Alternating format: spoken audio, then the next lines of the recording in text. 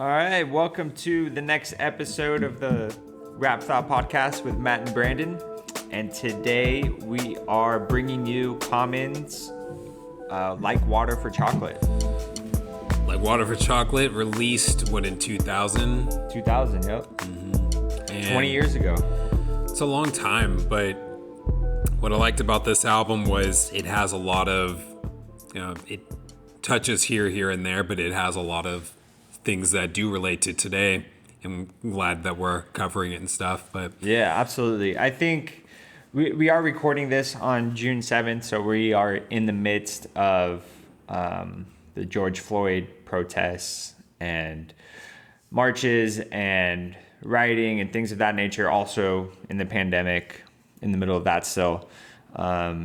So listening to this album for the past week has been therapeutic.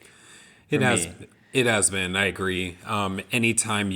Whenever I think of hip hop, Common is one that comes to mind. I really liked B, and I really like this album as well too. And to kind of briefly go into like when I first heard of him, I think I first really listened to a Common track when he appeared as a guest appearance on Chappelle's show. Mm-hmm.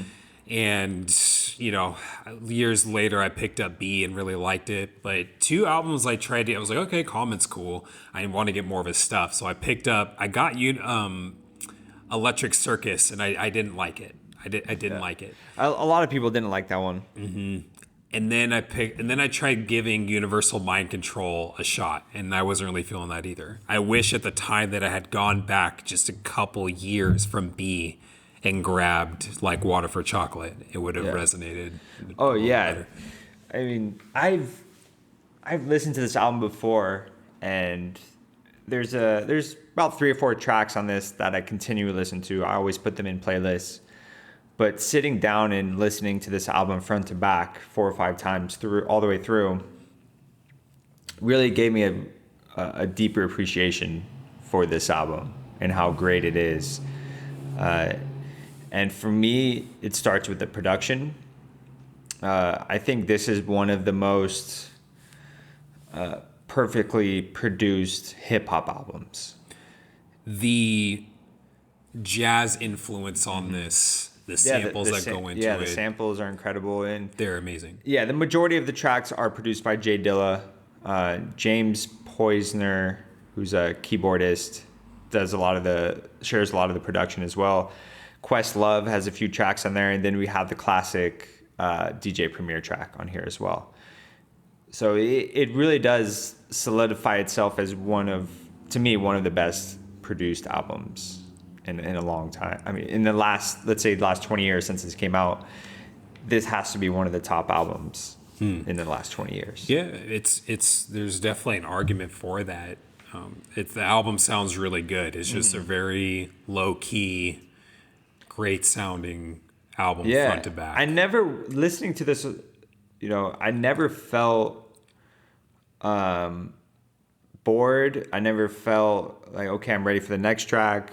I never felt as if it was running on too long, and there were tracks in there that didn't need to be there. There wasn't any filler for me.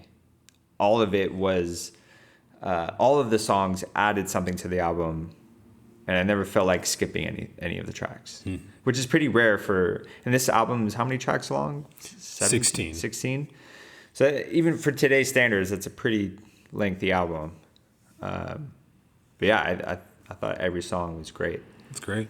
Before we get in, I just want to say we definitely want to take advantage of our platform that is growing and still continuing to grow a little bit, of keeping in mind, as Matt said, the pandemic and everything that's going on, Black Lives Matter, all that. And so what we'd like to do is expect in the next couple of episodes for us to start looking at albums to kind of, I want to say that the objective is to show listeners that, not that there aren't too many people that would say that, hey, this is new to me, I don't understand what's going on, but to provide additional context as to, hey, there's a lot of things that have been going on for years, for a long time. We talked about it in Tupacalypse Now. when our fourth pod within the first five, like all this stuff applies to now. KRS-One's Return of the Boom Bap. Yep. And so we want to build on top of those issues and provide more, while also, at the same time learning ourselves too, because like I said, with Tupacalypse Now, it's bittersweet because there's a lot of things in here that are still current to today. And researching those albums and showing the light of we've been talking about this for a while. So yeah. And I think for us, that's one way we can contribute in our own unique way of diving into these albums and bringing them back into focus in how relevant they are and how powerful they are and how they can influence you to have a different frame of mind or to have a different perspective or to just understand the plight of the writer, not only the writer, but who he's speaking about. And it, like I said, these albums can be very powerful under the right context. If you're listening to them with an open mind and the right frame of mind, you can pull a lot from this music. And I think that's one of the great things about us doing this podcast is we're really digging deep into not only albums, but each song in the album and how it fits into the narrative of the album. We're in, like the name of our podcast says, we're inciting thoughts.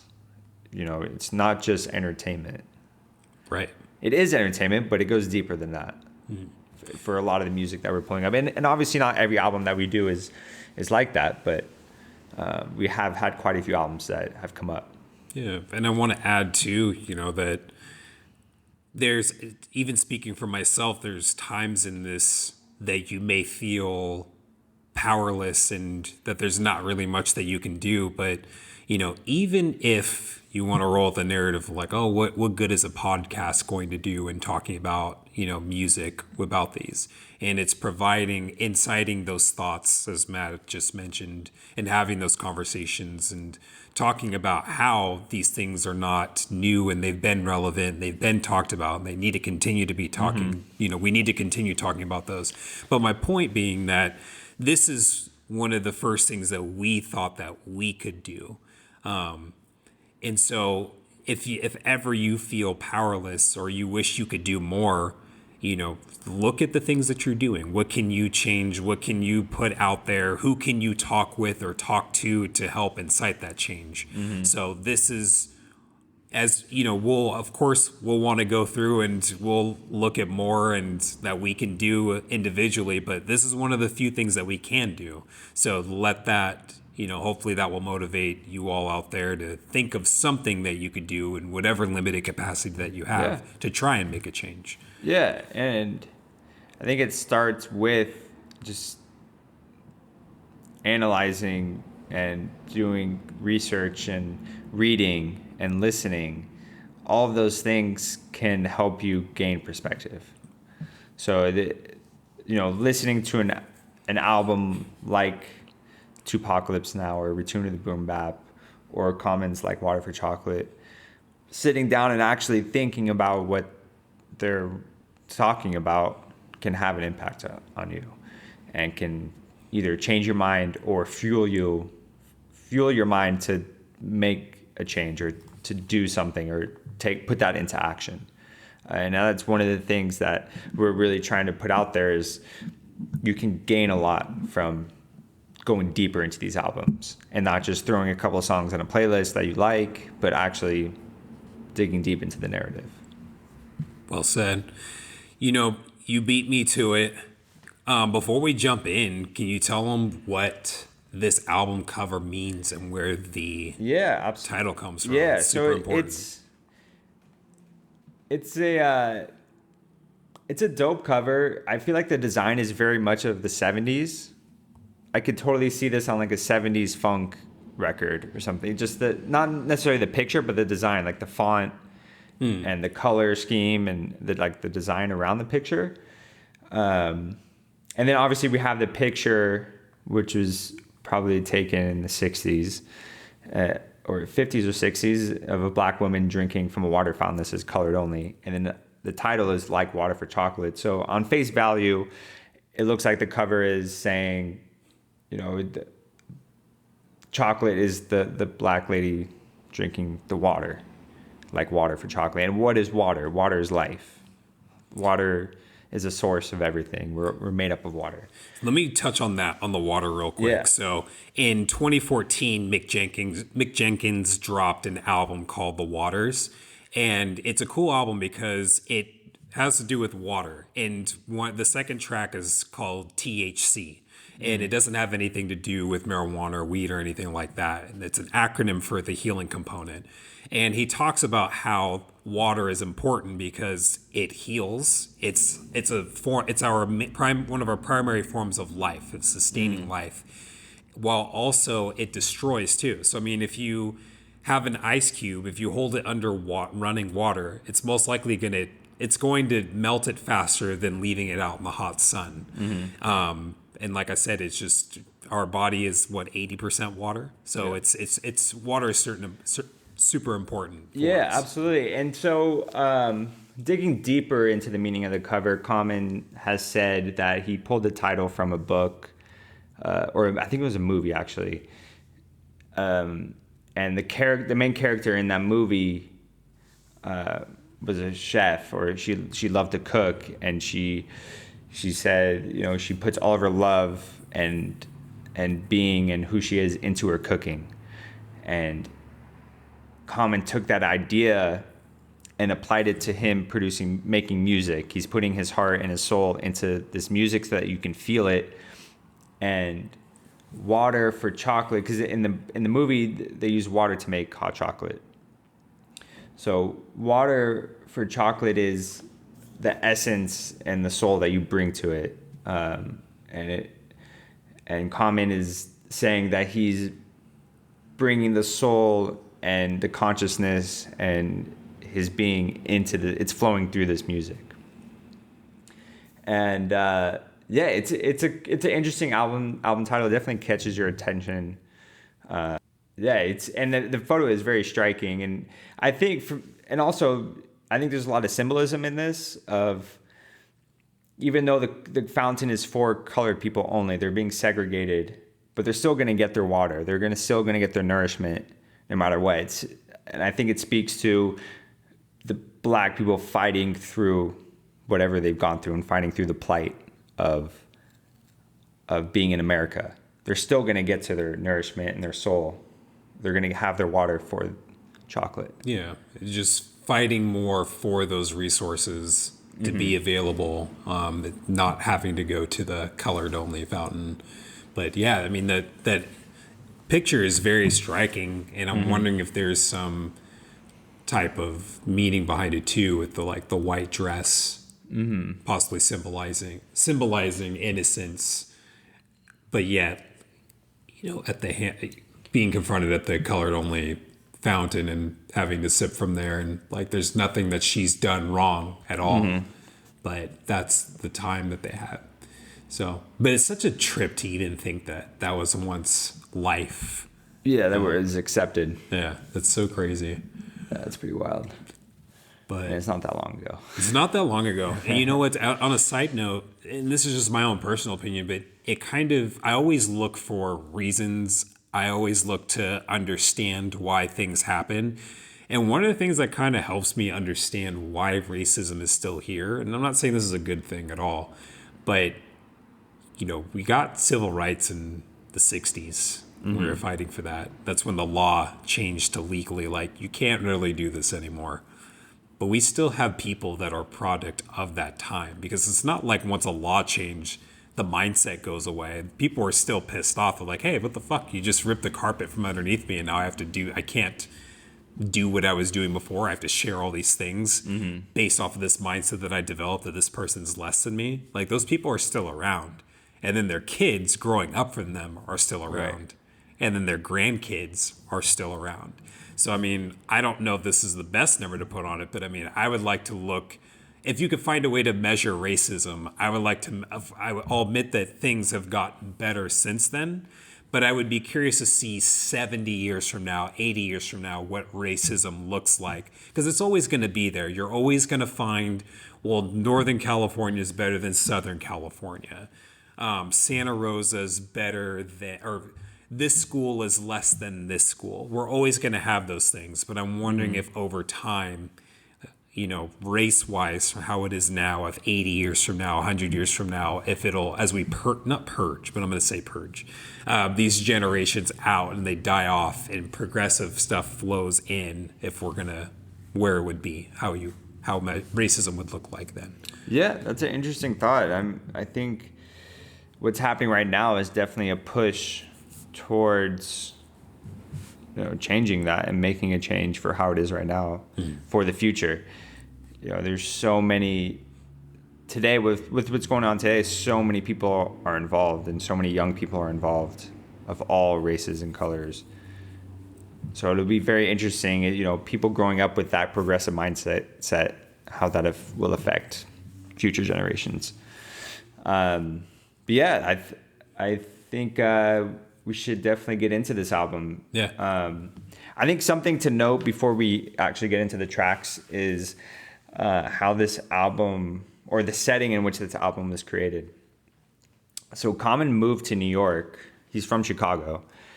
He moved to New York and joined the Soulquarians. Do you know the Soulquarians? Yeah, that's Outkast, Erykah Badu, D'Angelo, Jay Bilal.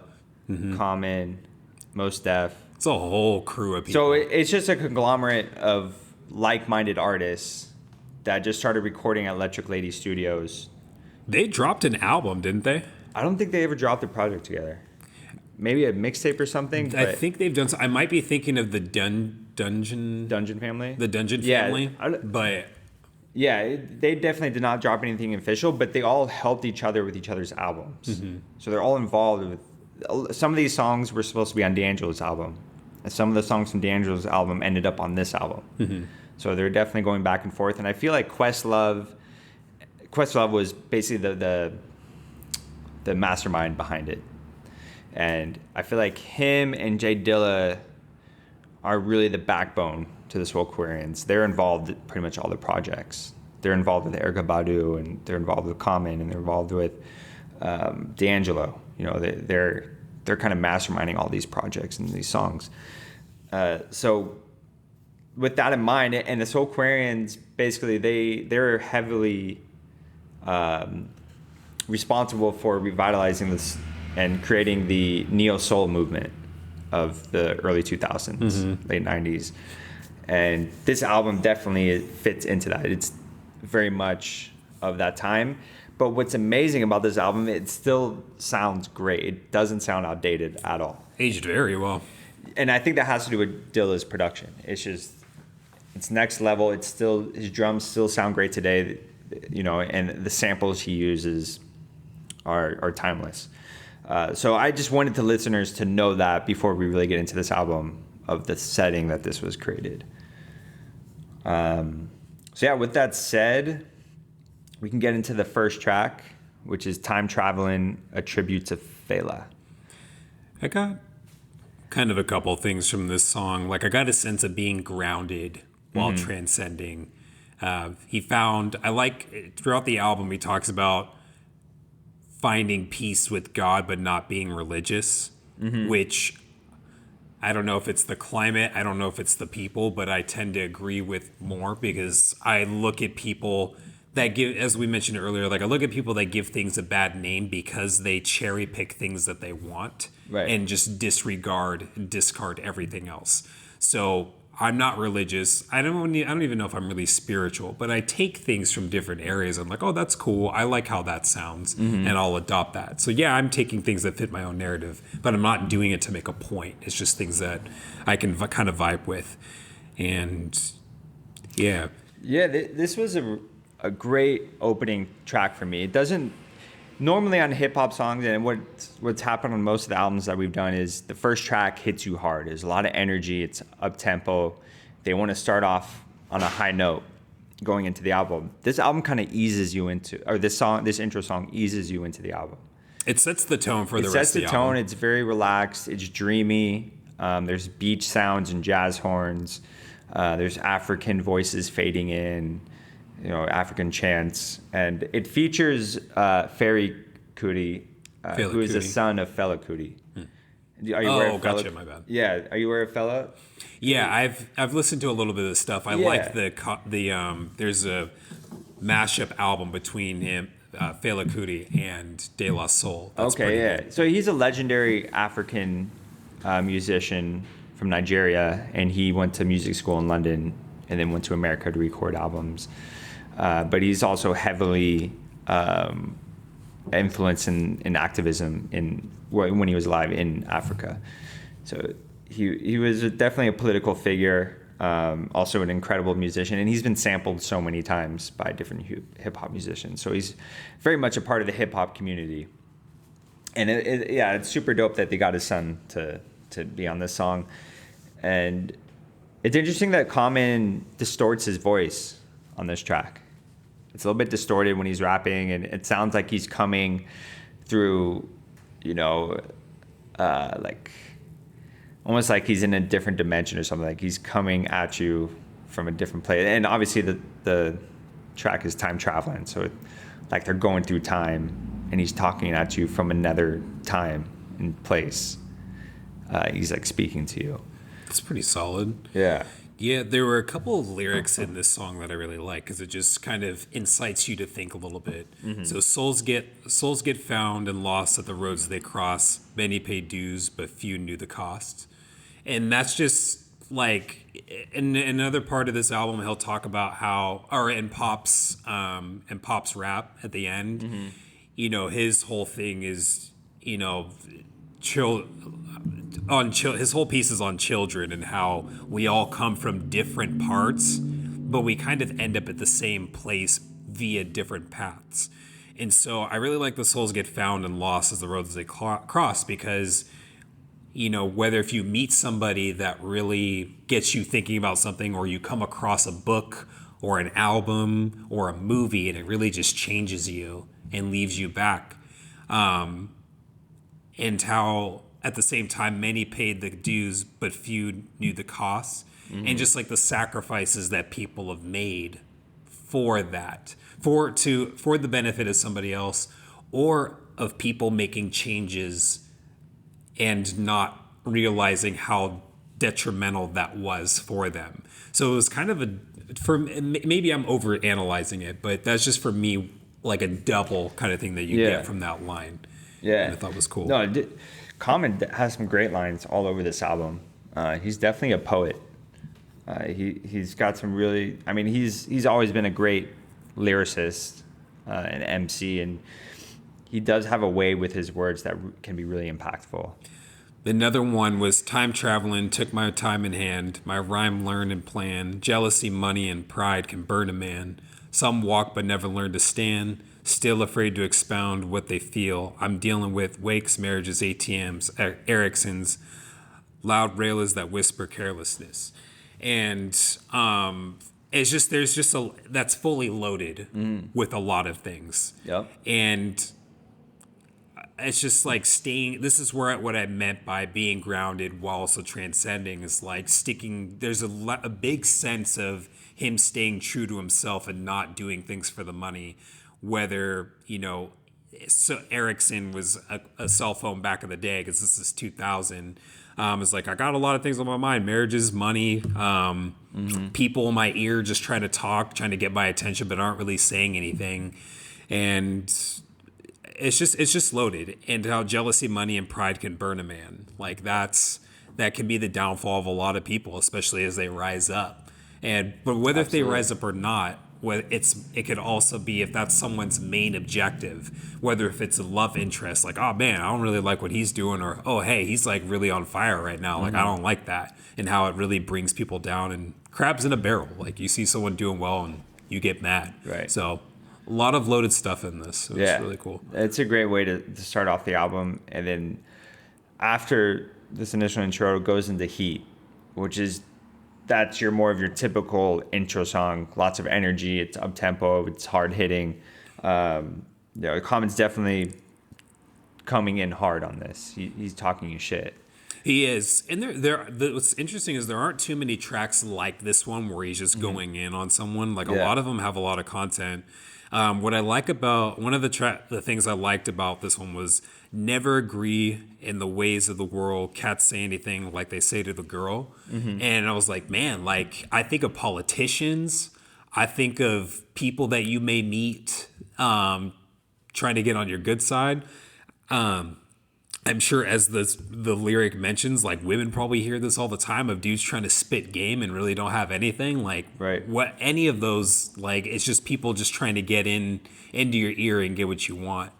And that was cool. The other I gotta say this other one too. So old men see visions, young men dream dreams.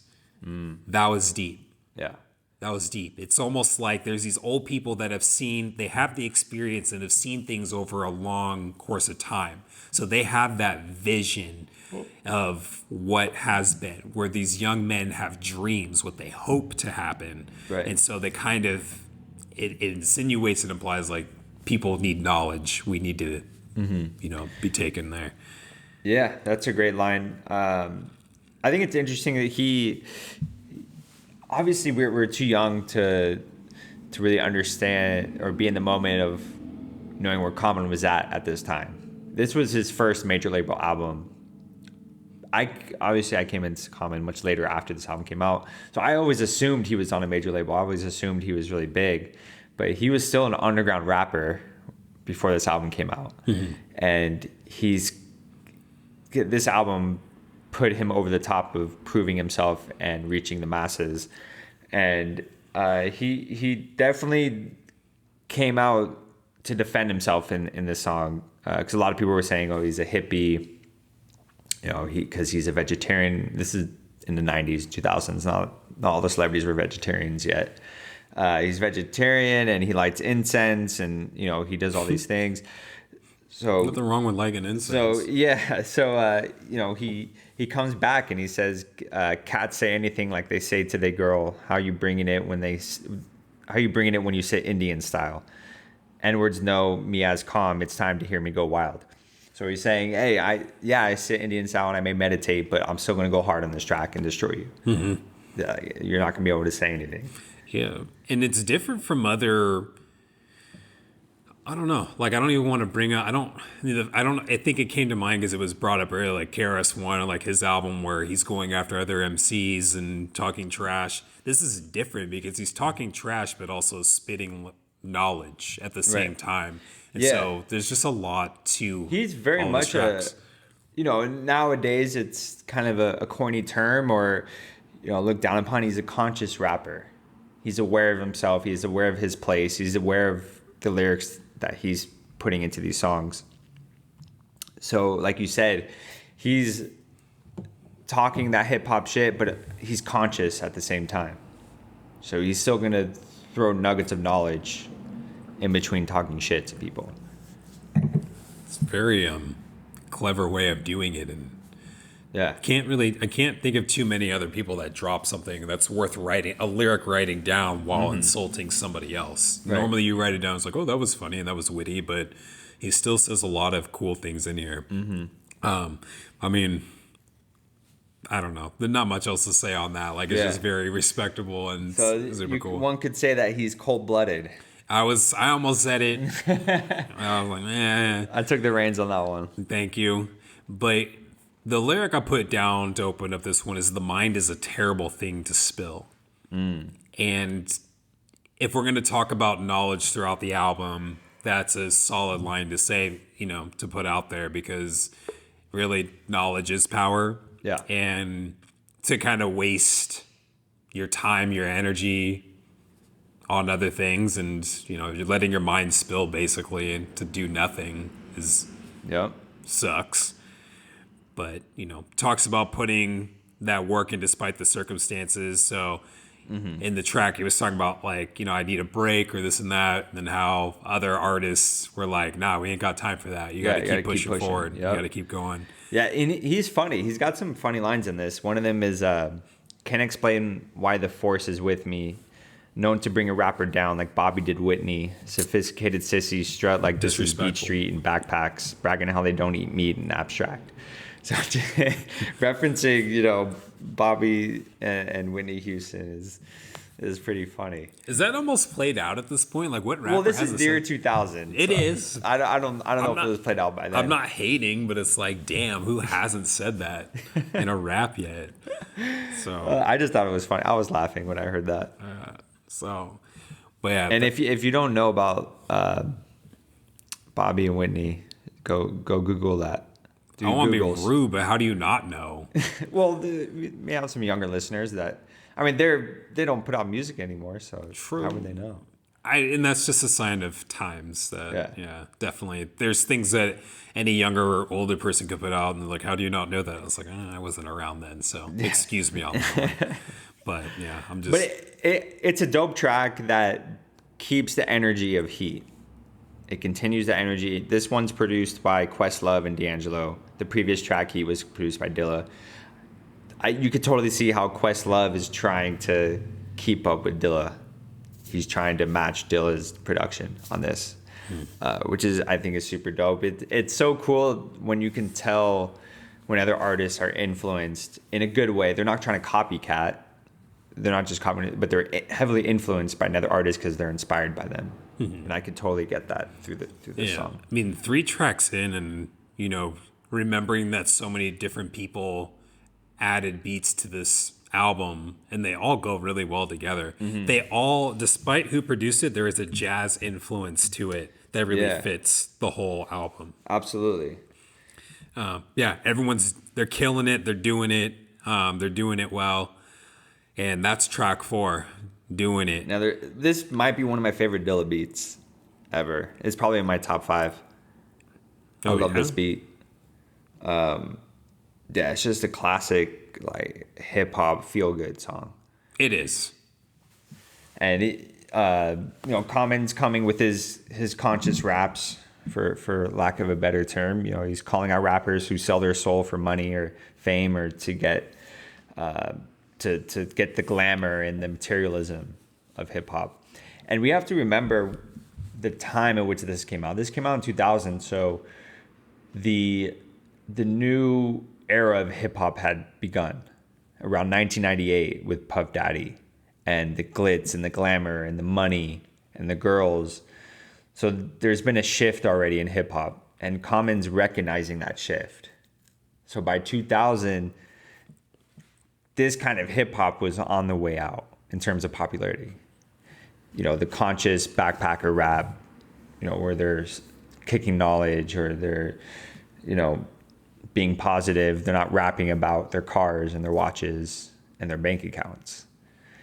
So it is very interesting that Common's, speaking up about it even back then. I didn't really think too much about the change. And that is true. I mean, there was... in that 2003 period, there was a lot of good stuff that was coming out. And it was in the mix of, I think of 50 Cent, I think of Ja Rule. Right. I think of Ashanti. They had the Murder Inc. They Jay-Z. They were at the pinnacle of hip-hop at this time. Obviously, Common... this was his first major label debut, but he still wasn't at the top. He wasn't the most popular artist, which why would he be? And he references that. He says, he doesn't care about the radio charts. He doesn't care about your sales. He says, you wasn't saying you was a thug before Pac came. 10 years ago, you had a high top trying to be like Kane. Then Snoop released it and became a G thing. Claim sets, your city ain't got gangs. So he's saying everyone else is just following trends. Pac is on it. Everyone wants to be a thug. All the rappers are trying to be thugs and be like Tupac, but they're not being genuine.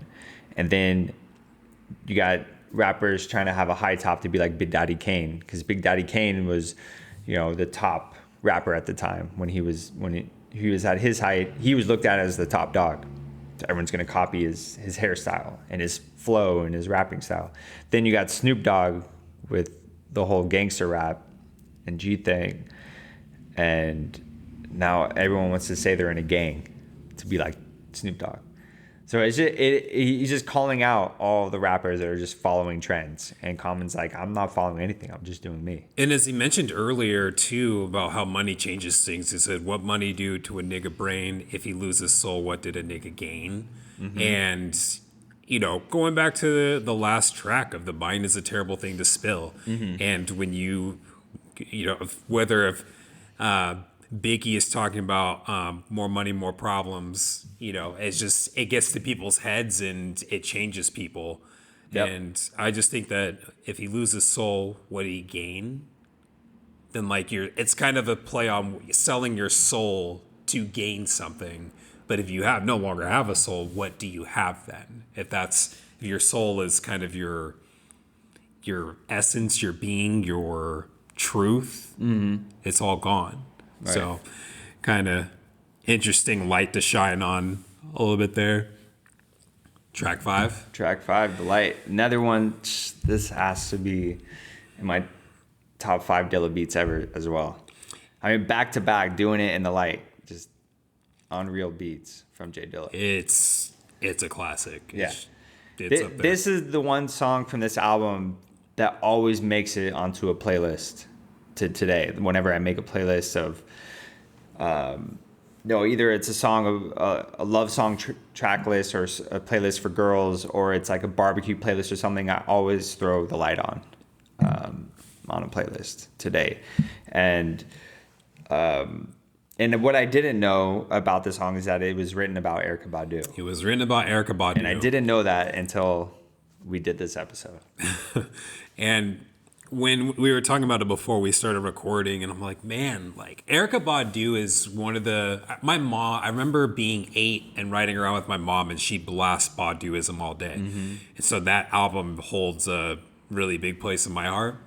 And it'd be interesting now, and it might be on the list, but to go through that album and really dissect it, because she talks a lot of about a lot of stuff too. Yep. But it kind of be on a lighter level. I was like, man, how many people in the game has she dated? I was like, she dated Andre 3000. I didn't know she dated Common. And then you brought up Jay Electronica. And I was like, man, I'm sure there's more. Yeah, and not that it's a lot or anything, but it's it's funny because it's a lot of dudes in the same realm. Yeah, and you could totally see the influence she had on them in terms of the way they dressed, the music that they came out during the time when they were dating her. You could totally see the influence that she has. And she almost puts them under a spell or something. I mean, it totally... Hearing that she dated all these people, it all makes sense. I'm like, man, yeah, it makes sense that you dated this person. So if you're an up and coming rapper and you want to get on, holler at Erykah Badu. Try to, but if you you have to put out the right type of music though. You have to. You got to be a conscious rapper. You have to be a conscious rapper. You can't be anybody. But I mean, I just think of if an actor's yeah, I'm only gonna date rappers or I'm only gonna date actors in horror films. That's kind of what I think. All these people that she dated based on their music, because I don't know much on their personal lives. Right. But it's these are solid ass people, and you kind of wonder why didn't it work out if they're so honest and upfront and come off as real. Why didn't it work? So I just thought that was really interesting. Yeah, but yeah, this is a classic love song. It's basically a poem to his girlfriend, Erykah Badu. And there's so many great lines in this. One of the ones I love is, at times when I'm lost, I try to find you. You know to give me space when it's time to. My heart's dictionary defines you. It's love and happiness. And it's so simple, but it's very impactful and gets to the point of how he feels about her. And to break it down too, you can tell he holds her in a very high regard, and it's not necessarily a relationship, it's a partnership. Yeah. And they respect each other. They both contribute and add to the relationship. And he talks about wanting to match her, not trying to let her do everything or he do everything. Yeah. But it's dude, you set a really high standard.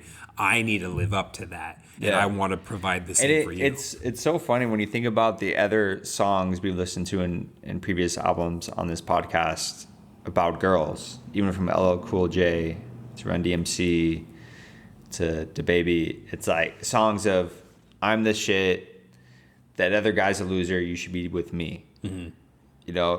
and this is such a contrast to that. He already has the girl, and he's saying, I'm gonna always respect you and put you on a higher level, and I look up to you, and I dedicate myself to you, and I want to be around you. It was cool because even after doing Ghostface, where he was sending very positive vibes about his love interest, this is in a sense better than that one because he goes a lot deeper and a lot more vulnerable in sharing things that people may not say, or things that people want to say but wouldn't know how to put that into words. Right. So, I mean... Yeah, and that's what makes Common such a great artist, is that he can go there. And he does it in such a great way that he can put it in over a beat like The Light and make it a great track to dance to or to bob your head to and really feel it. You know, I'm sure there were, you know, tough guys in the streets listening to this album that were feeling this. You know what I mean? He could get everyone to be on the same level. And, you know, it made me think about this dichotomy that comes up for me when I hear these tracks of either thinking of it one way or thinking of it another. So for this one, it could be, as you were I'm building off what you were saying of, you know, people bumping this being like, whether if they're like, yeah, man, that's how I feel about my girl, and I never really thought about that, but that puts it into words. Or the other side of, man, I don't think I've ever felt that in a relationship, and that's what I want to strive for. So that's kind of the two things that I pick up from lyrics like that. If heaven had a height, you would be that tall. I love that line. What the fuck? He said, if heaven had a height, you would be that tall. Maybe I just didn't like that you said it. Oh, okay. I just love that line. So after The Light, we get a little funky. Funky for You. Funky for You with Jill Scott. Another Dilla track. I love this beat too. It's super funky. It's definitely a album cut. I definitely couldn't see this as a single, but it fits into the album, you know, in a great way, and it changes up the pace a little bit, adds a little more bounce to the album, and a little more danceable. And this song was actually supposed to be on D'Angelo's Voodoo album. Oh, I can hear that. Yeah, that's also another good album. Yeah. You know, to be honest, it's not one that I'm skipping, but it's just not one that I don't. It's a really filler need. track, but it does a great job at being a filler track. You know what I mean? It's not one. I wouldn't take this out of the album. I wouldn't remove it. I wouldn't remove it, but if you made it disappear, I wouldn't be upset about it. But I think miss it. I think it's more. I don't like the chorus. I find it kind of annoying. Gotcha. And that is D'Angelo? No, that's Bilal. Bilal. And I don't. I'm not gonna say. I'm not too big on Bilal. I don't. Yeah. I tried his album. I can't. Which one was it? It's the one with him. I've listened to one of his albums too. I agree with you. He's not my favorite, but he has done so. He's great at doing like this kind of stuff, features. He's good on a short hook, but I didn't need a full album from him. Yeah. But you know what? Maybe in a different mindset, I should listen to a different album. It's the one where he's wearing glasses and it's kind of like an orange kind of background, and it has that Dr. Dre produced track on it. I can't remember, but I really like that song, but in a couple other ones. Track 7, The Questions. The Questions is probably one of my favorite tracks on the album. With Mos Def. Yeah, this is a great song. This one I kind of forgot about. Obviously listening to this album again, it reminded me of how cool this song was and how much I liked it. It just never stuck with me before, and I'm not sure why. It's kind of like a lot of questions. Some of them are kind of funny. Most of them are funny. Yeah. And a lot of them... A little tongue-in-cheek. Yeah, and a lot of them could go over your head, just not really thinking about it. But I think especially...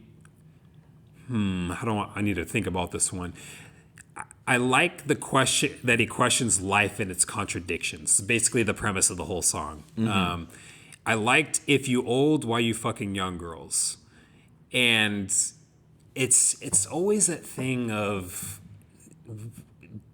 we all know somebody that puts on a front, and it's like, yo, if you were that sick, why do you have to be this extra about it? Right. And it kind of targets that song. So like, if you're old, why you fucking young girls? Like, why don't you mess around with people your own age? Because we look at younger people as being more vulnerable and not as knowledgeable, not as intelligent, not as smart, I guess. I don't Naive.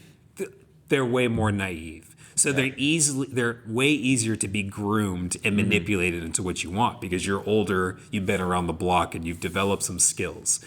And I like this question of, if you got paper, why are you still hustling? Because people are just like, oh yeah, I just do this. And it's like, but you don't, and as you talk to some older folk, it's like, some of them do for the social aspect, some of them do it to keep busy. No one just wants to sit around doing nothing. Right. But, it's a good question. Yeah. And there's some funny ones where he says, why do I need ID to get ID? Why do I need ID to get ID? If I needed ID, I would have ID. It was funny. I was like, who thinks of that? I remember, do you remember that triangle? I always think of it as a triangle when you're getting your license, because I had an issue because my mom misplaced my birth certificate.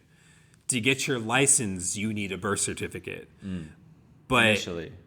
Birth certificate is almost a form of ID. Granted, it doesn't have a picture, but you need that ID to get ID. Right. When I met my girlfriend, we went to this club for dancing.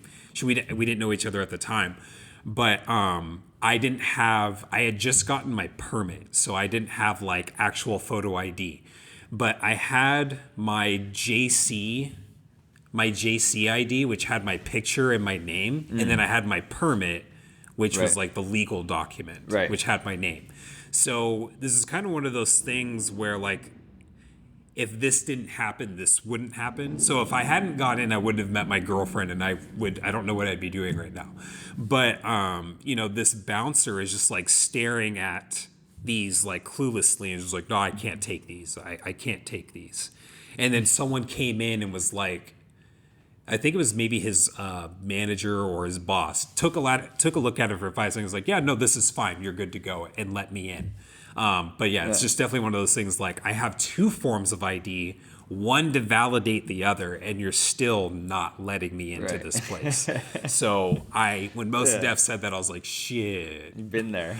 Been there, done You know what that. he's talking about. Getting my ID, getting into places. It's ridiculous. Yeah. The questions, it's a pretty chill, laid back song. It's, they were being a little tongue in cheek with a lot of the questions, so it wasn't too, it didn't have too much depth to it. No. It was pretty funny and laid back. But it raises a lot of, like, not having deep context, it still has some context. Because you still question these things. Why is this dude out still fucking around? Why do I need ID to get ID? Why do I have to have the real ID to go vote when other states don't have to have it? Right. So, things like that. But, as we move along, Time Travel and Reprise is just a beat. Little interlude. Nice little interlude. Yeah. That's the one thing. I would love the instrumentals to this album. I could listen to it all day. Just the beats. They're unbelievable. And speaking of beats, we got The Sixth Sense, produced by DJ Premier, on the next track. Premier, one of the GOATs. Damn, this is one of Premier's best beats. And Common got a hold of it. And this was the first time Common have worked with Premier, I'm assuming. I'm pretty sure. I can't verify, deny, or... Well, he's from Chicago, and he moved to New York to do this album, so it makes sense. If he's like an up-and-coming artist, a rapper in New York, I'm sure Premier, would have heard of him for sure by this time. But yeah, this is a classic to me. Classic hip-hop song. Top-notch Premier beat.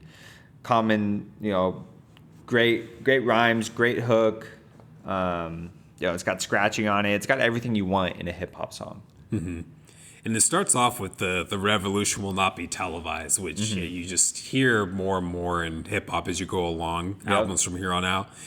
But I like the premise of what he talks about in this track of just gaining knowledge from old cats, and, kind of reminds me of like a diamond in the rough of just this anthropologist going in and uncovering this fossil with a brush and discovering something. Because he mentions how, the FUBU is a guru that is untapped, and it's just this person that's just raw and just can become something someday. He just needs to be tapped in, get these knowledge from all these people that carry wisdom. But he also talks about, often these kids, they get ahead of themselves and think they have game, but have nothing to show for it. So I don't know. Throughout the track, he claims to be the truth and admits that.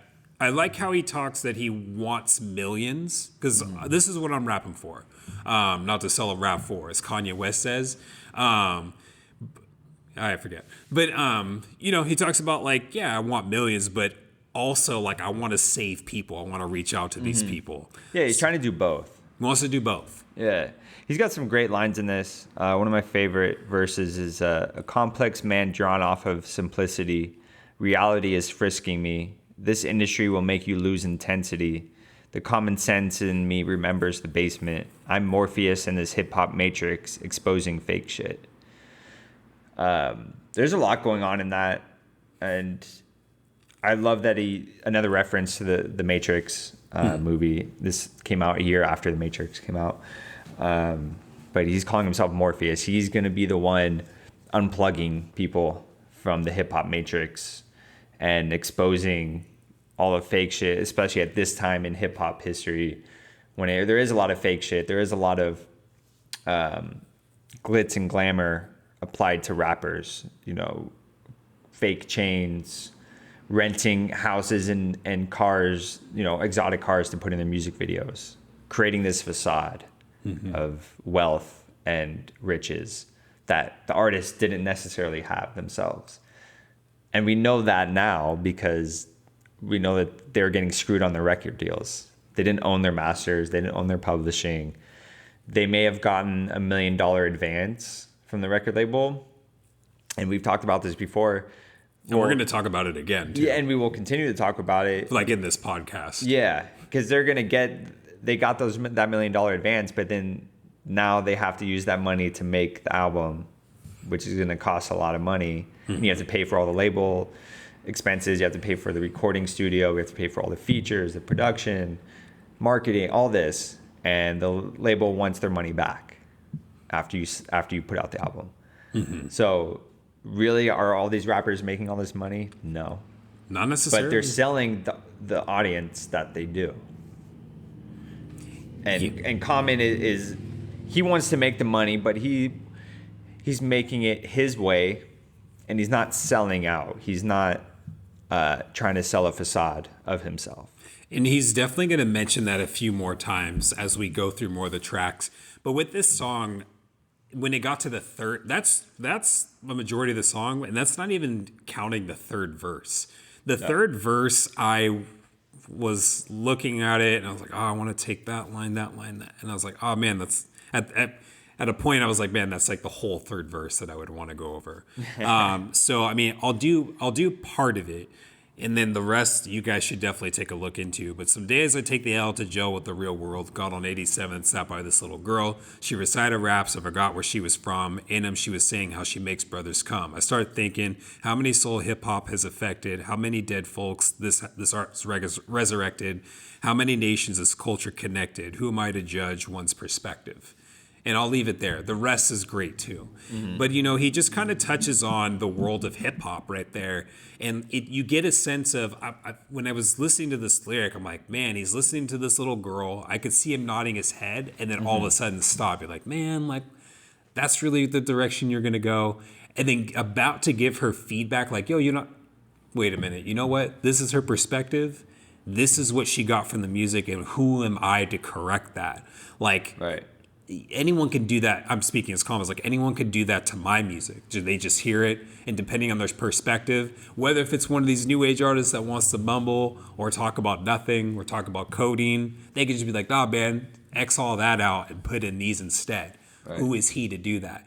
And so, but I like how he draws in like how many dead folks this art resurrected. You know, we talked about Tupac plenty of times.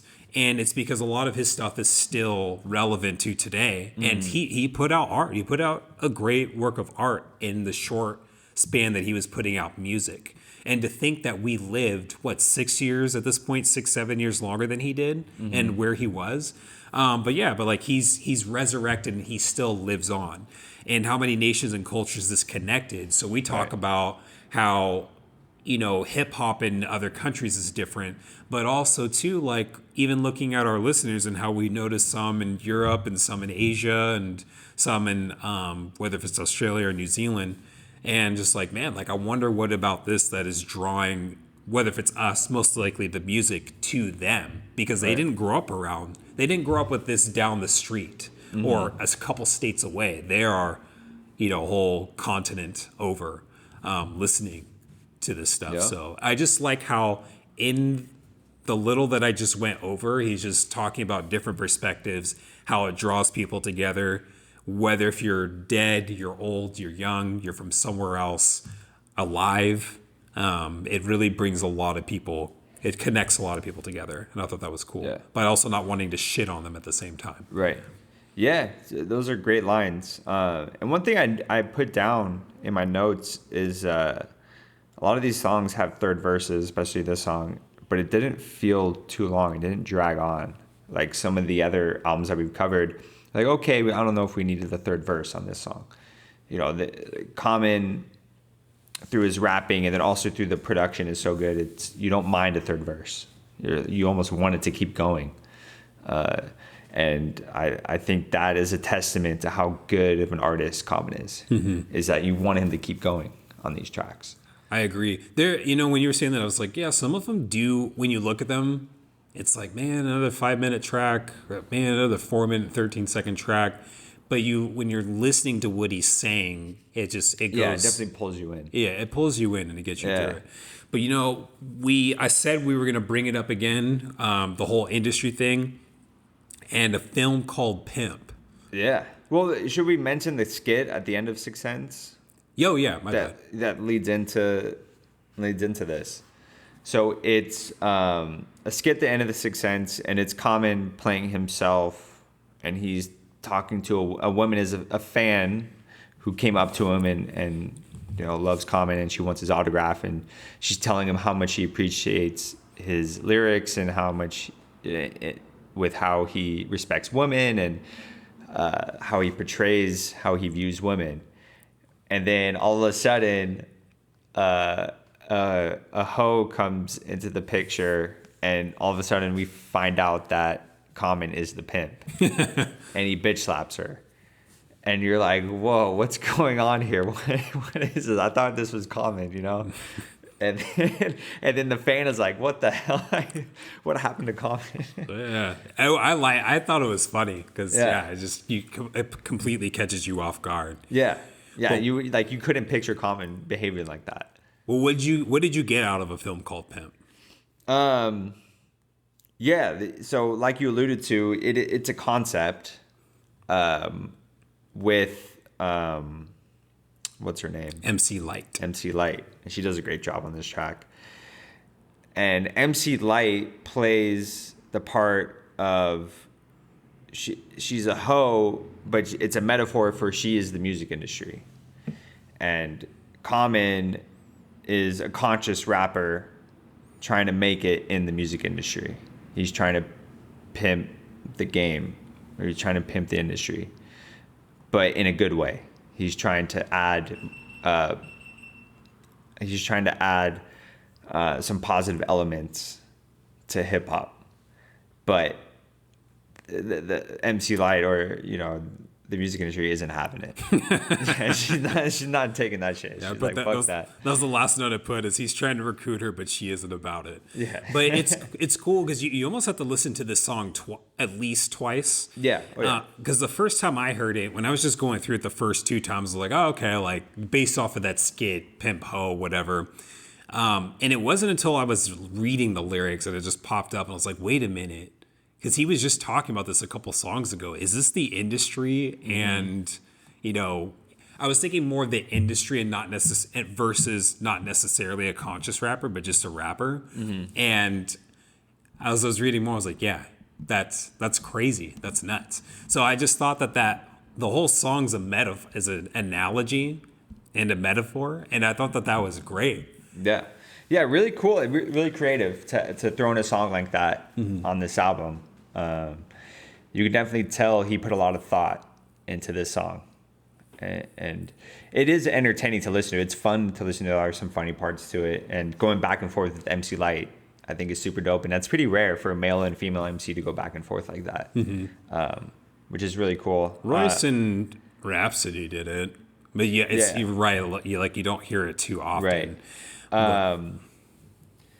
Some of the lines, one of the verses that I like is, I pimp without a pause for the cause. I'm a rebel. You've been on the streets. I'm trying to take you to another level.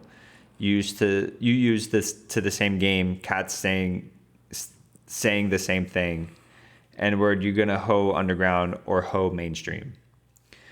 So there's a couple of things in this verse. So he references, obviously, Public Enemy with, I pimp without a pause for the cause. Chuck D said, I'm a rebel without a pause. Like, I'm going to keep this rebellion going. I'm not going to stop. Mm-hmm. And then he says, I'm trying to take you to another level, referencing KRS-One's higher level that we've discussed before. Mm-hmm. So he's referencing these conscious rappers who are speaking up for justice, and they're speaking of the plight of Black people and speaking about religion and really deep concepts. And he's saying, either going to be a hoe underground or hoe mainstream. Cats these days, they're saying the same thing. They're just pimping girls, making money. What happened to the Chuck D's and the KRS-Ones? How come those kind of artists aren't at the top now? What happened to that? So yeah, I just thought it was weird. It was cool how he flipped that. Very well done song. It's cool because, as we've talked in other albums, there's a lot of artists that aren't happy with the industry. And even, I guess not so much newer anymore. But I mean, I remember me first hearing about it from Ludacris, where he's talking about you get an album and you sign your own checks and, don't do anything too out of pocket or out of budget because these people own you for a little bit. But he was saying that the first thing you should do is buy your name. So you have ownership over your own material. But yeah, so I don't know. I guess if we get in the game, to watch out for this industry to being pimped out and everything. But yeah, I think this is a cool track. It needs to be really listened to a couple times. So. And then that leads into Nag Champa, which I believe is a type of incense. Yes. I was reading. Yeah. Another amazing J Dilla beat. Mm-hmm. I don't think enough can be said about how great J Dilla was and is. I mean, if you don't know, he passed away in 2006, I believe, from a rare blood disease. Mm-hmm. So really unfortunate, but he had such an influence on so many artists, but was largely unknown. He wasn't really in the limelight at all. If you knew of him, he was big. He was big to the people that did know of him. Right. But you're right. For the most part, he was pretty low. He wasn't a Dr. Dre. No, definitely not. And it's kind of like Common too. I don't remember hearing a lot about Common back then. At all. So they kind of all share that light. And they're both from the Midwest. So Common and J Dilla, Common's from Chicago, Dilla's from Detroit. So not like in hip hop, those areas don't get the most attention, especially in the '90s. I mean, Eminem was really the first one from Detroit to pop off, Right. to really gain mainstream notoriety. Obviously, there's rappers before Eminem. Yeah. And in Chicago, I don't know any other artists from Chicago besides Common and Kanye. But at that time, early 2000s. Oh, early 2000s. Like 90s, who was another Chicago MC? I'm sure we could name some. We'd be hard pressed, is what I'm saying. But a lot of them, I have to say, like, especially popular wise, a lot of them are from New York. Yeah. A lot of them are from New York. And I feel like that dominates that scene to where you're not really looking at. We're almost looking at music from movements. So, like, New York dominated for a little while. West Coast dominated for a little while. Then you have the South, the dirty South. You had Atlanta and everything that dominated for a little while. Yeah, and the Midwest never really had like a huge run. I mean, obviously you have Eminem, so that takes over for Detroit, but you have Tech Nine from Kansas, but and Kanye from Chicago, obviously, but you don't necessarily associate Kanye with Chicago anymore. He's not, you know what I mean? And he doesn't rep it as much as he used to. Right. And Eminem, yeah, he reps Detroit a lot, and he gets that, but he's LA. A lot of his music was made in LA or New York. I think his first album on Shady or Interscope with Dr. Dre was made in LA. It's the Slim Shady LP. So, not to say that you can't do that, and that I shouldn't say that, because a lot of music has been made in other cities. Like the Beastie Boys made Paul's Boutique in LA, and they're very much a New York hip hop group, But that is interesting to think about, of artists that rep where they're from, but then will make the album in a totally different location, right? And how that affects the vibe of the album and how it turns out. Makes sense. Yeah, but in this song he talks about being true to himself and not selling out to get that record. Refuses to, and I like that he explicitly says that he refuses to lose himself to win fans. So it's kind of going into what you were saying a little while ago, but like, hey, I'm not going to sell out. I'm here. Right. I'm going to speak my story, and it's going to do as well as it does, and that's totally fine. If I'm not that I'm nitpicking, but we talk a lot about good stuff from this album, but he doesn't really portray misogyny at all during this album, but he does kind of take some stabs at homosexuality, and this is the second track so far that he's done that. Homophobic. Yeah, just a couple homophobic things and stuff, but apparently, he came out and publicly apologized about it.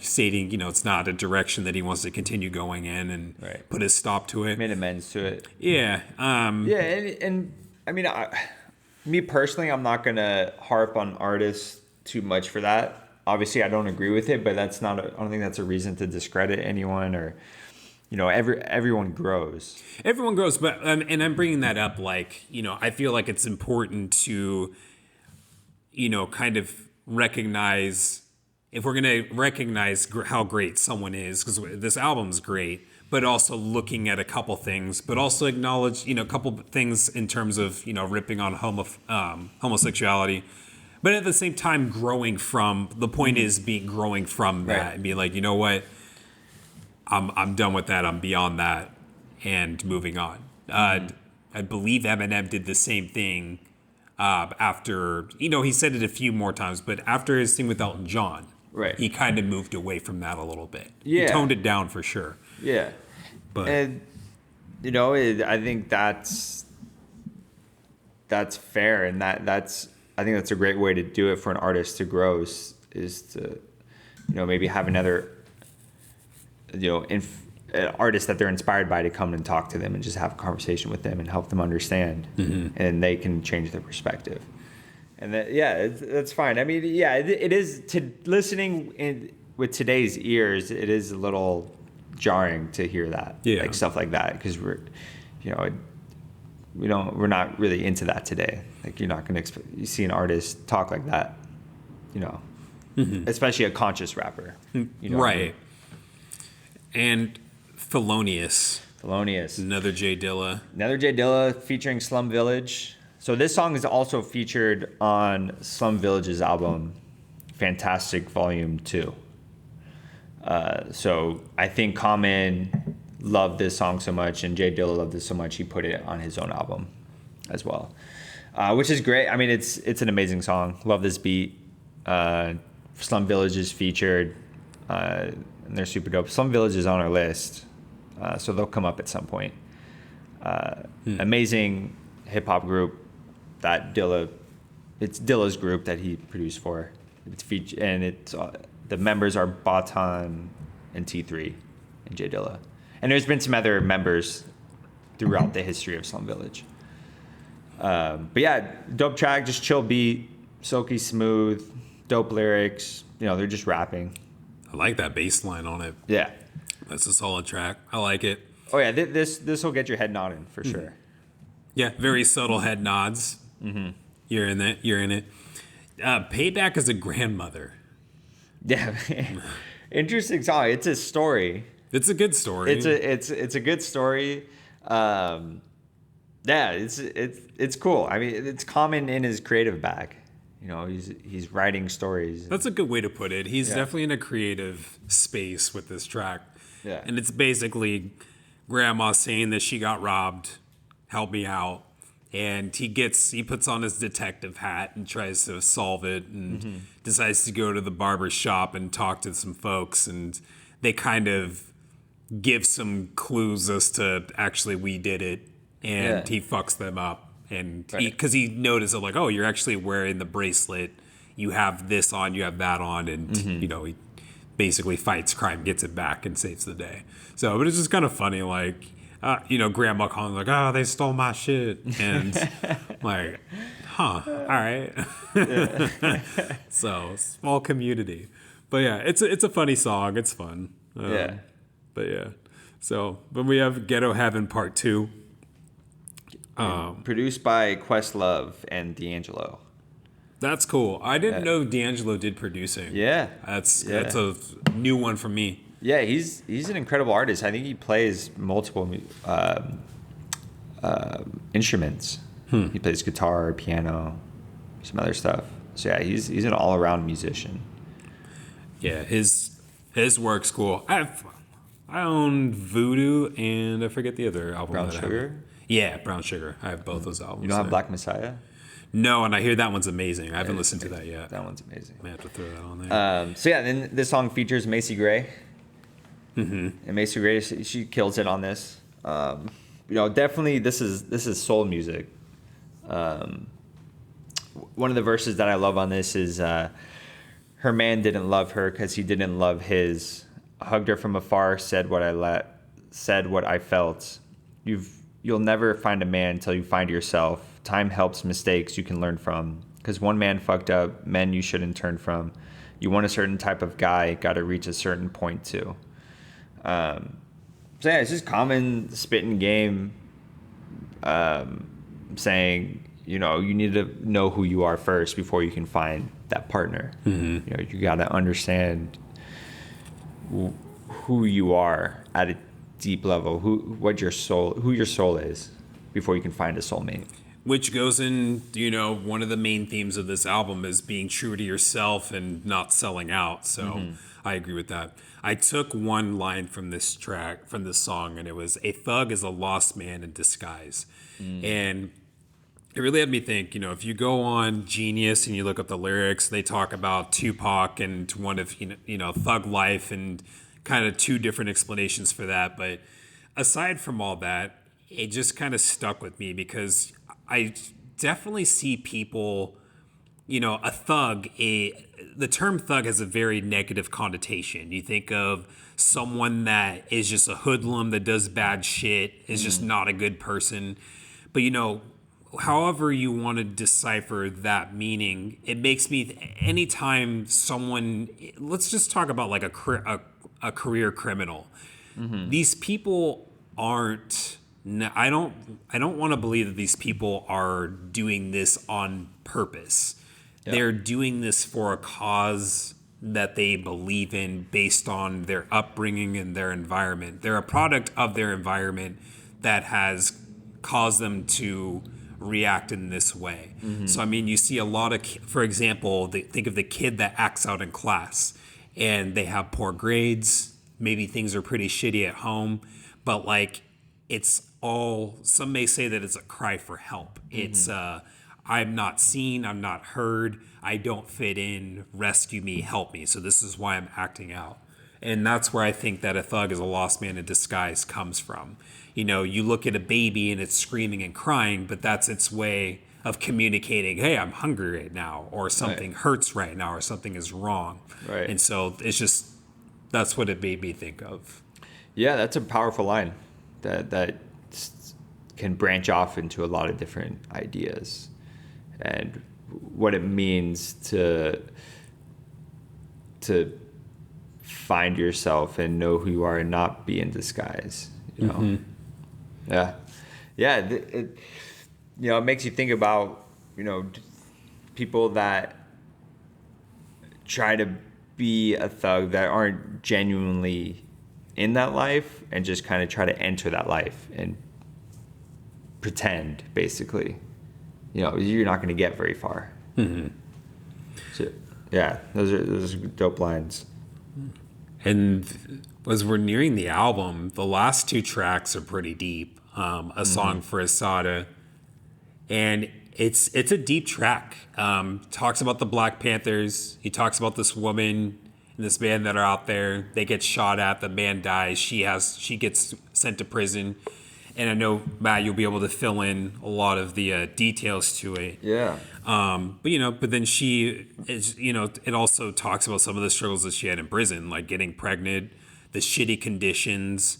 And it's a powerful track and based on a true story from what he said in the first verse, I believe. Yeah, it's a true story of Asada Shakur, who is actually related to Tupac. It's his step-aunt, which is kind of crazy connection. But yeah, she got accused of murder and was on trial for 7 years and was found guilty. And somehow she was able to escape from actually going to prison, and she fled to Cuba. And it's an amazing story. And she, had a lot of connections with the Black Panther Party and was, definitely an activist and speaking up for the Black community. And Common actually did an interview with her. He went to Cuba and met her, and we get a quote from her in this song. It's really powerful. CeeLo Green does an amazing job singing the hook on this. He definitely brings that soul to it. Really, it's a cool song. Definitely has a lot going on in it, and it's cool that he's telling a true story here. He's not making up something, and he wants to bring light to her story, and get people to pay attention to it and understand what happened. Which I think is really cool. I agree. It's a solid story. Definitely makes me want to venture a little bit more into it. And to wrap the album up, we have Pop's Rap 3, All My Children. And I think not to sum up, but to give you an idea of what this song is about, this is Common's dad basically talking throughout the track. And there's a lot of his albums at least 3, where he talks at the end. And he doesn't necessarily rap. He has some rhymes here and there, but he's kind of, I feel like he's spoken words. He's kind of giving a sermon. Yeah. And partway through this track, he says, actually, let me go back a little bit. They sat on those 9s in 1999 and kept them from turning upside down, and teaching the babies to love, to be able to give love, and to enter the new century with their own prophecy, the century of amends. You see, I deal with the premise that all children are ours and that we all travel the same path. It's just that we don't get there at the same time. So with all that, he's basically saying, like, it's the turn of a new century, and we can kind of start new. We can put things, we don't want to forget the past, but we can always remember your past, but move forward and for change. And so like this should be the century of like fixing, making amends with people, forgiving people, moving forward and growing with these people, and acknowledging that, all children are, and this could, and you could also say that this is like children of God being everybody, but like we all travel the same path, but we just don't get to the destination at the same time. So there's walks and bumps, whether if you grew up in the South and parents told you to stay away from that part of the neighborhood because they're all black, but then you grow up and you're like, man, I don't know what the fuck they were talking about. Black people are great. We just all get to a place at the same time in different, not all at the same time, in different ways and different times. Yeah, he's spitting a lot of game on here. He's spitting a lot of game. One of the couple lines that I like from him is hip hop, the language of the Underground Railroad in its purest form. Yeah, true hip hop is just like the Underground Railroad. If the message is not for you, it can sit you on your nose and your brain remain froze. So he's saying, the hip hop like this, like that has a conscience to it, fits in with the language of the Underground Railroad of transporting slaves and going to freedom. And this kind of hip hop will lead you to freedom, of opening up your mind. And it kind of makes you think of Talib Kweli and DJ High Tech, their train of thought. It made me think of that a little bit in the sense of, we're bringing you this train of knowledge, but he names a multitude of artists that will help you deliver that knowledge to you and help you wake up and become more knowledgeable and just be more in tune with what's around you. Right. From Lauryn Hill to Tribe to CeeLo to Quest, Jazzy Jeff. The list kind of goes on. Right. Yeah, it's really cool to have his dad speaking on this track and ending the album, and he's just kicking knowledge. Obviously, he's a wise old man now. And we talked about that, I think, in the second or third track where, we need to kind of listen to these old cats because we're these young bucks in the game that are just kind of running around thinking we know everything, but we need people like Common's dad that can sit us down and, hey, young man, I'm going to let you go on your way, but hear me out first. Right. And hearing this stuff. So, but it's cool. I mean, you don't feel like you're getting a lecture. He's just kind of just telling something and you're just like, listening. It's one of those, like you hear someone in the distance, a conversation, and then you start listening in. It doesn't disrupt anything that you're doing, and it doesn't take away from anything. You're not wasting your time. You're just like, oh, that was interesting. Okay. And you kind of just resume what you were doing while thinking about it. Yeah. Great way to end the album. It kind of ends the same way it started, where it's pretty mellow and chilled out. It doesn't end with a banger.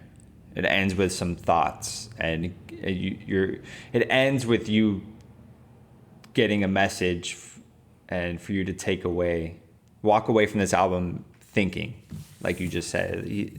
What Common's dad is talking about, once it ends, you're gonna keep thinking about the things that he was bringing up. So I thought that was a cool way to end the album for Common, because it remains in your mind. It's not like, oh, that was a dope song, album's over, what's on next? What am I going to play next? This is like, oh, let me sit and think about what he was talking about for a minute. These themes throughout the album, whether if it's talking about something brutal that happened or staying true to yourself or being one with the community or, acknowledging that everyone's different and we all come in, like these are all important themes and stuff, and that's why I really like the title, like Water for Chocolate. Like water is an integral ingredient for that, to play on the words, but just for everything else, water being a metaphor for knowledge and things that are around us. It's very important to be aware of these things. Yeah. So with that said, I definitely think this is a classic album. If you have not heard Common, and you've probably heard Universal Mind Control, you've probably heard forget that song, my bad, but if you haven't, this is a good album for you to introduce yourself with. Yeah. I mean, obviously B, many would say is his best album, and that's obviously a classic album as well. Mm-hmm. But I go back and forth between this and B and which one's better. Going through this album in depth, I think this one has a little bit more to it, and I like the production a little bit more on this one. Not to say that Kanye West's production isn't good or anything, but I think just having Jay Dilla, D'Angelo, Questlove, Premier, all these different artists in this melting pot, it's like, how do you top that? You know what I mean? For the time when this came out, I don't know if you could put together a better production team to do this album. Mm-hmm. The song I was thinking of was called The Food. The Food, okay. Food's a great track. Yeah. That was the one that was on Chappelle's show that I was like, oh, that's common, okay. So yeah, it's a classic album. So let me ask you, when, where, and how much are you bumping this album? This is gonna stay in rotation for the music that I listen to. And it's one that I feel I can play under any circumstances, whether if I'm on a long car ride, if I have a couple people over and we're cooking dinner, if I have a couple people over and we're just kind of chilling, playing some games, it's going. This is one that can go on. Yeah, you can let this ride out. The whole album. Yeah, front to back. Yeah, there's not like a song where like I need to get up and skip this track. Is this an album where if you met someone or you have a friend and you would want to tell them to listen to this album, like, hey, you're into hip hop? Like they say they mention a hip hop artist, like, oh, you need to listen to this album. Would this be an album that you do that with? I would say, and we don't have like a what is that called? A statement when someone's like statement on for their business of what their intentions. But right. if we had one, I think this album would fit into that because, like I've said a few times, like one of my goals here is for me to learn more about various artists. I wish to be well versed in hip hop, and outside of my comfort zone, but also for people that see hip hop as like, nah, it's just about drugs and these women and all that. Mission statement. Mission statement. Yeah. So to fit my mission statement, this would be one of the albums I would play, where it's like, no, you just have to listen to this classic hip hop feel, the things that he's talking about, and even if you want to, whether if it has lyrics or if it's just instrumentals, it's something that you can play and just tune out to. Clean your room and listen to this album. Yeah. Wash your dishes and listen to this. Go on a walk and listen to this. Play basketball. Just shoot some hoops. I wouldn't say play a game and put this on, but like if you're out there putting hoops up or putting balls up and stuff, it's one that you could listen to. Yeah. Personally, like I want something a little bit more like energy. Right. Yeah, this is not a hype album. It's not a hype album. Yeah. It's a pretty chilled out album. That like we've mentioned before, the production is pretty jazzy. It's very smooth. But what I love about this album is that it has everything. It's got depth to it. It has the lyrics. The production is amazing. It's got the song for the girl. It's got the concepts. Tracks. It's got some humor. It's got great features. It's like, what more do you want from a hip hop album? You know what I mean? It has an overarching kind of feel to the album. It definitely has a vibe. It has a direction that it went in, and every song fit that direction. So yeah, I think it's perfectly executed. It's definitely one of the top albums in the last 20 to 30 years. And if you haven't listened to it, you need to. Mm-hmm. Whether you're into like so-called conscious hip hop, I don't even think it's about that. This is just great music. This goes beyond just that's conscious rap or that's backpacker rap. No, this is just great music. It's good music, which is where he signed to. So at some point after this album. So, yeah. But it's a good album full of good tracks, and definitely it should be in your library of hip hop albums. So that concludes this episode on Commons Like Water for Chocolate. Yes. And we'll see you next time. Black Lives Matter. Yes, sir.